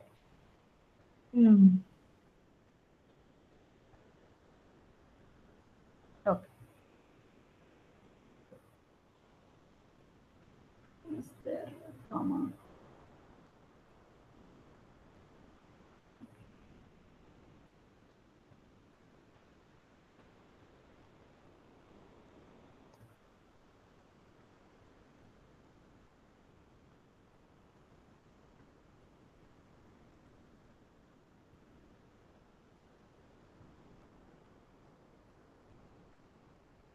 And we need to give this line. Some date 18 Feb 25 comma space some 27 May 23. Okay. So what it is doing? It's only selecting. It has replaced May, last occurrence it has taken. First, so it's easy for if you see. Either it's replacing May or replacing February. Any one it is replacing. If it is replacing this, it is not considering this. It is Every time it is taking the line fully. Full line. It is matching with the full line, not every time it takes the line. It's not that first replacement it retains in the line, and then the second iteration. Okay, in every iteration it keeps the line with modified month. Yes. So if you had that particular IFS as space, so that means you could have two lines in single line. So 18 Feb 25 would have been one line alongside that particular comma. And the next would be that 27th May 2023, that would be another line. So if you add that internal field separator, then both would be replaced together. Both will be replaced. That's why ChatGPT has replaced both. But does it consider the IFS as space here by default if not given anything?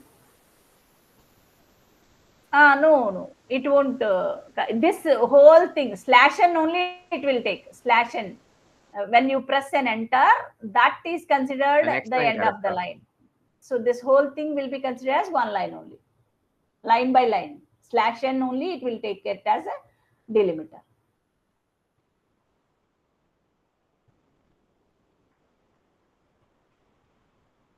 So that is why, because this was failed. Next, How long will the following script run?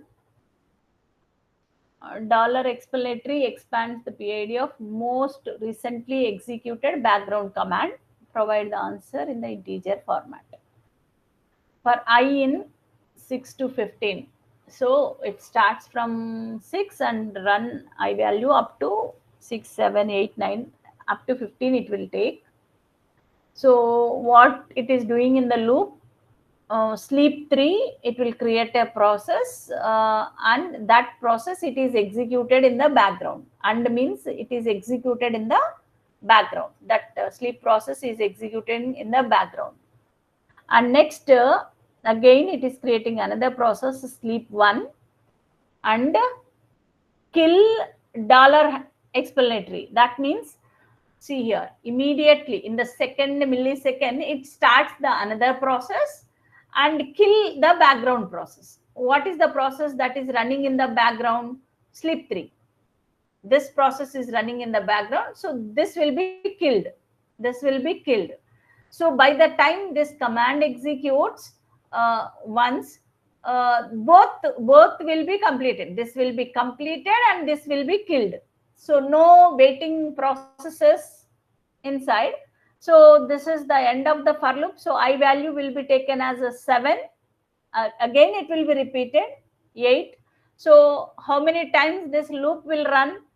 6, 7, 8, 9, 10, 11, 12, 13, 14, 15, 10 times. So it will be run 10 times. So once the for loop is end, so there won't be any waiting process here. Okay. So how long will the following script will run is up to 10th millisecond. 10 times. 10 times it will run. Once the 10th time is over, no processes are there. So this is killed and this is completed. So both the process will be terminated. So how long it will run? Up to 10 milliseconds or microseconds, whatever. Isn't it second if we don't give it? I mean, let's say we give 5, so it's 5 seconds. Yeah, we give 5M, then it's 5 minutes. Isn't it seconds? Seconds, yeah. Seconds only. 5. So 10 seconds it will execute. Like it can be either a second or a millisecond or a microsecond based on processor, I think. No, I think he's right. If said otherwise, it is a second, unless specified otherwise. Yeah, if the for loop is not there, it will be second. Okay.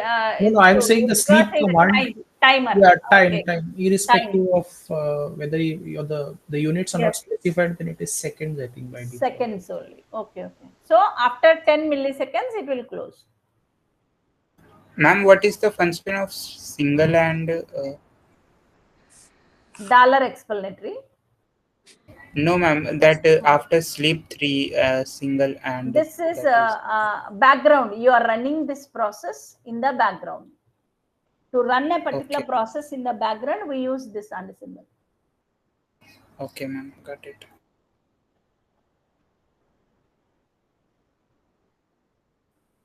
Oh, ma'am. Yeah. Oh, ma'am, when we say sleep 1 and kill the background running with some ID. So, ma'am, when we say sleep 1, didn't we go to sleep first? No. This is not running in the background. It is running in the foreground. Sleep 1 yes, is ma'am. running So in the first we foreground. will sleep for 1 second. Then only we are going to kill that process. See this AND condition. It will check both should be true. No, like at a time it will done both sleep 1 as well as kill the background job. Okay, so you are saying it will go to the sleep 1 millisecond. After that, it will kill the background job. So yes, ma'am. That's the entire command will be done in 1 millisecond, 1 second only. Yeah, after 1 second only. Yeah, within that 1 second, both the tasks will be done. The original process will go to sleep for 1 second, na, ma'am? because you have executed sleep Yeah, 1. yeah. It will sleep for one second. So like that, Yes. how many seconds it will sleep? 10 seconds. Total, Yes. because this for loop is executed 10 times, 10 seconds it will be in sleep. It is in the running mode only. So when the 11th second comes, so it will be finished. So only it will run for the first 10 seconds. Okay, ma'am. How long it will run, he asked, no? So 10, up to 10 seconds it will run. Next it will. Ma'am, suppose we didn't have that second line there, then we would multiply 3 by 10, right? So 30 seconds. Yes, 30 seconds it will run. Yes, 30 seconds it will run. Again, one question. Since you're sending it to the background, then we get that particular thing together, right? So we after the done. No, isn't no. it? When it sent to the background, and this what it is saying, the recently background No, ma'am. process. Let's say that line is not there. Let's say Yeah, that yeah. line is not there. Yeah. So once the 3 So the seconds line 2 is, is not there. Let's just sleep one. once the 3 seconds is over, it will wake up, and then it will again run the for loop. So ma'am, in that case, since it's working at the background, so to get Background, that so exact value, we have to apply weight, right? That's what I'm asking. I mean, if we want the value 30, because we get that particular value in not the 30 foreground by exactly. default. Sorry, not the 30 exactly. So it is running in the background. So your process will continue. That means it will create 10 different processes. 10 different processes, each running for 3 seconds. So in the first second, it will create one process. In the second it will create the second process, like that. In the 10th second, it will create the last process. So at 11th, 12th second, it will stop in that case. Ma'am, 12th or 13th? 12th, because at 12th second, all the processes will be completed. 10th, it will create, okay, at 10th second, it will create the third one, no? 10 plus 3. So when it comes to 13th second, it will stop. 10 to 11, 11 to 12, 12 to 13. When the 13th second comes, everything will stop. So by the time 12 seconds are over, 12 only the answer.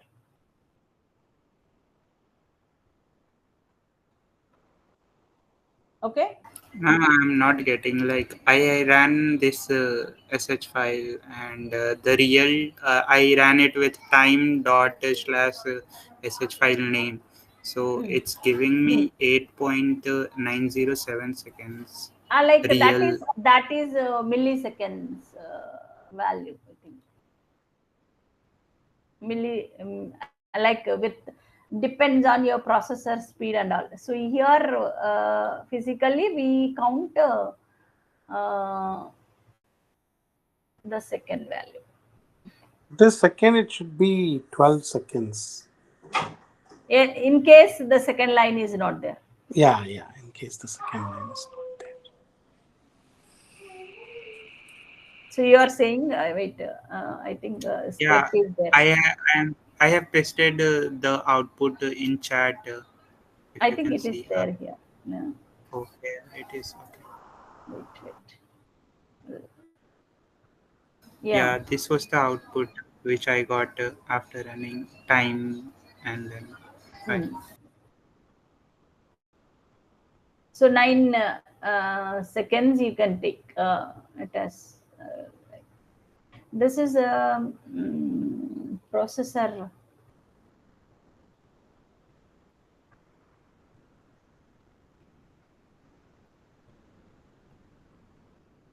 And it changes, like another time if I do, it gives me 9.10, like something. Yeah. I can paste one more. I think it depends on the speed. That is not the one. We need to check with timer. You have to take system timer. You take timer first date command you use. So in that time will also be displayed. No, after the execution is over also you display the date. The between those two dates timer should be 10 milliseconds. Have you got it? Oh, okay, ma'am. Okay.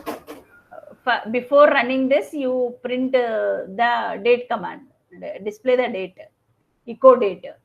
After this also you echo date. But in the date, timer will also be displayed. No, time also displays. No, between those two timings, 10 should be there. The difference should between the time of those two date commands should be 10. Try it in that way. Yeah. Okay, trying. Okay.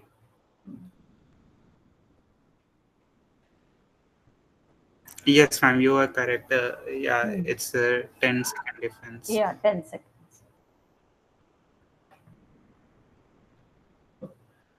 So next, what will be the output of the last command? Answer is in case sensitive, so provide it without leading or trailing spaces.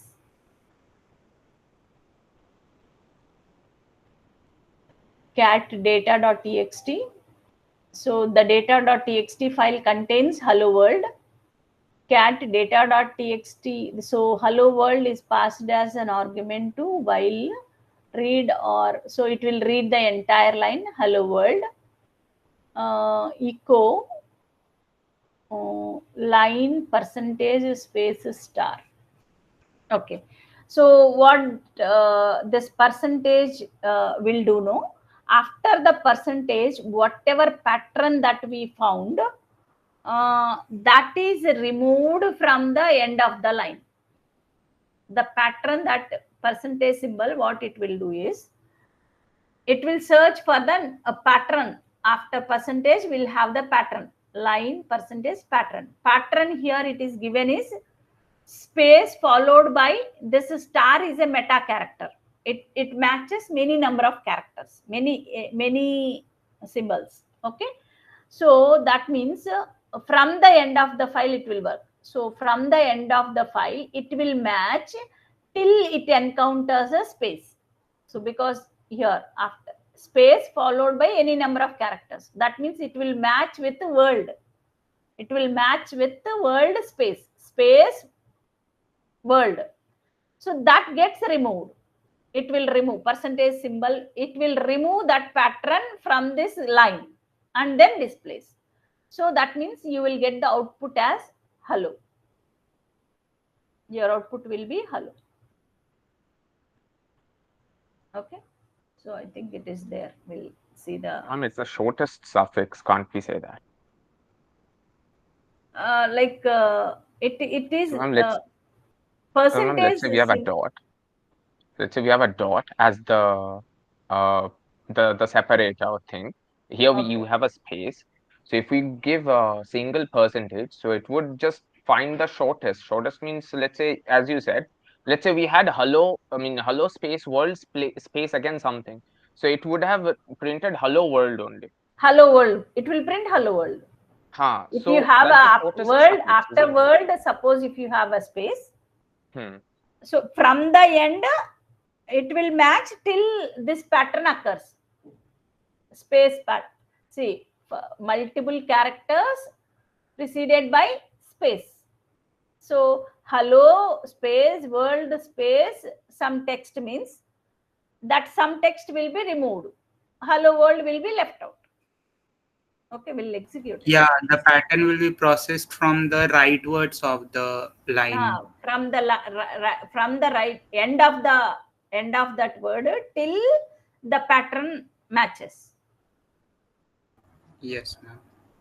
And ma'am, there was one more thing, which was doing from left side. Hash. What is that? Hash. Yeah, got it. Okay, this one.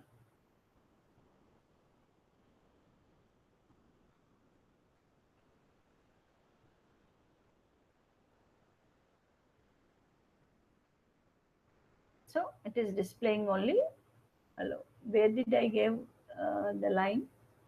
I didn't give a hello.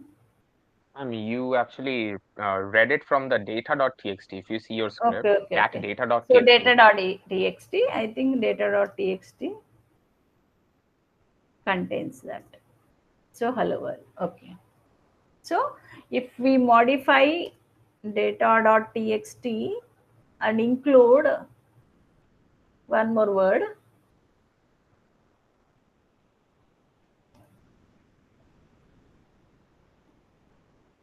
so it will display up to hello world HR.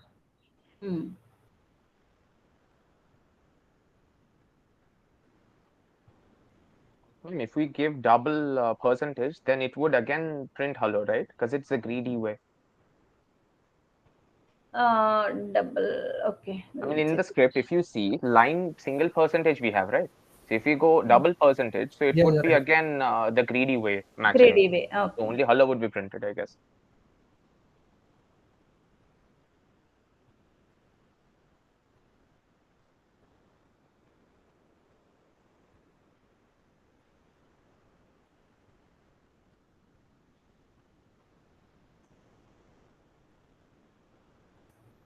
Yeah, hello.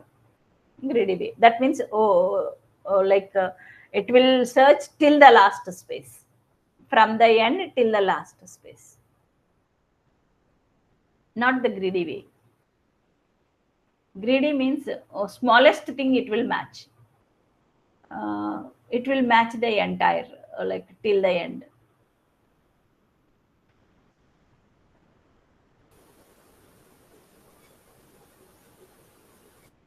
Next question.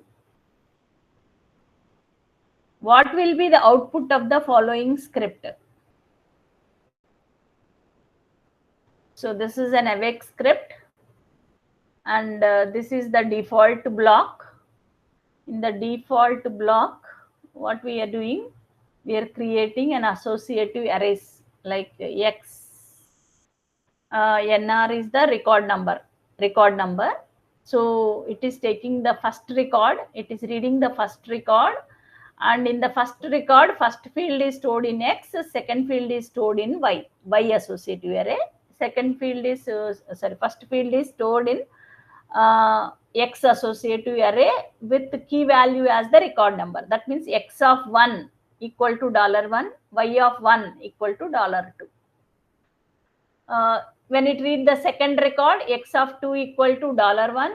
So that means first field in each line, first field it is storing in X, second field it is stored in Y associative array with the record number as the indexing. And next, X bar, we are calculating it as, so sum of all the X values will be X bar, sum of all the Y values will be Y bar. Okay, so sum of all the first field values is there in X bar, sum of all the second field values we have in Y. So that is what we do in the default block. So it will read all the lines. Some of the first fields will be in X bar, some of the Y fields will be in Y bar, and the first field is in associative array X, second field is in associative array Y. So two associative arrays are created. And in the end block, what we are doing, we are calculating X bar equal to X bar by NR. So the NR value will be the total number of records, because by the time it comes here, it will read all the records. So it will be in the last record. So 0th record, first record, second, suppose there are 5 records. So your NR, at the end, your NR will be 5. NR will be 5. So it is calculating the mean. Is it like that? Sum of the X values divided by number of X value records, number of records. So average X value you are storing in X bar and Y bar. So by this line, you are storing the average X value, average Y value into these two, X bar, Y bar. Then X2 is 0, then Y2 is 0 for I in X. So it will take one by one record from this associative array. Num equal to xi minus x bar into yi minus y bar equal to xi minus x bar whole square equal to yi minus y bar whole square. Print num by square root of. Okay, so this whole thing is nothing but it is like this xi minus x bar into yi minus y bar divided by sum of so the sigma, this sum, this num is nothing but num plus you are writing, no, sigma xi minus x bar into sigma yi minus y bar covariance. Yeah, divided by xi minus x bar whole square root of 0.5 means square root of xi minus x bar whole square and into yi minus y bar whole square. So this is a formula for Pearson coefficient coefficient value. So it is calculating Pearson correlation coefficient value. This program is calculating. Okay, so so this is the input given to you. See, so this is the xi values 1357. These are the yi values. So we will execute this script, and at the end, what value it is displayed, he is asking. So we need to manually calculate this value and truncate that to integer. So that means how it will be calculated? 1 minus, first you calculate the mean value of x. So 4, 9 plus 6, 16. 16 is the mean value. 16 by 4, and 4 is the mean value. So 1 minus 4, xi minus x bar means 1 minus 4 into yi minus y bar. Y bar value will be 2 plus 4 plus 6 plus 8, something like that. Sum divided by 4. So you each time 2 minus y bar you take. So like that, all those, multiply those two and add to num. So like that formula you need to calculate manually and then truncate at the end. So we will run this script and then find the value.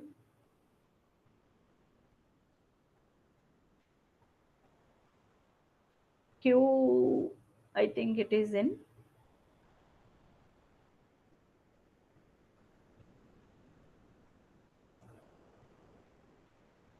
So along with the input, it is there. Cat, only script part I am taking. Q15 underscore 2.awk. So this is the script that we need to run, awake script that we need to run, and where I have stored the data.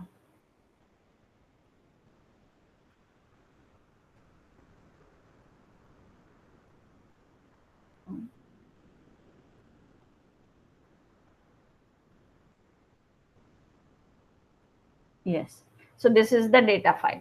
So to that awake script, we need to give this file as input.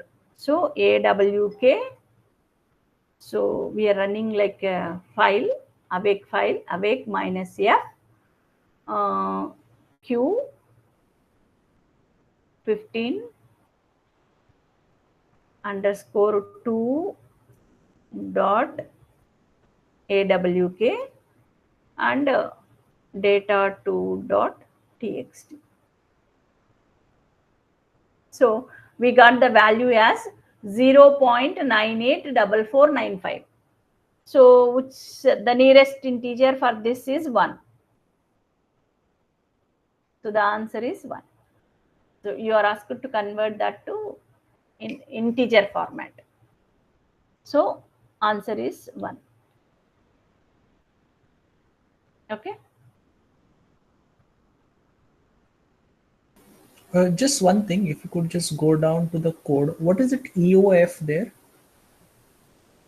What is the EOF? EOF, the Like two, your input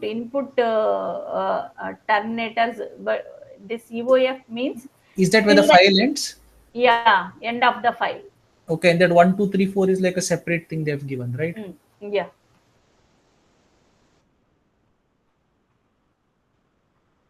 Madam, these things we have to work in the exam, madam. Yes. So this is, I think, last year January question paper. Okay.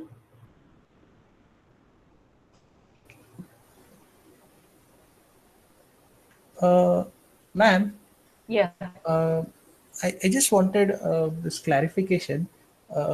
I've used that at times. I forget now that that triangle bracket, which is less than symbol.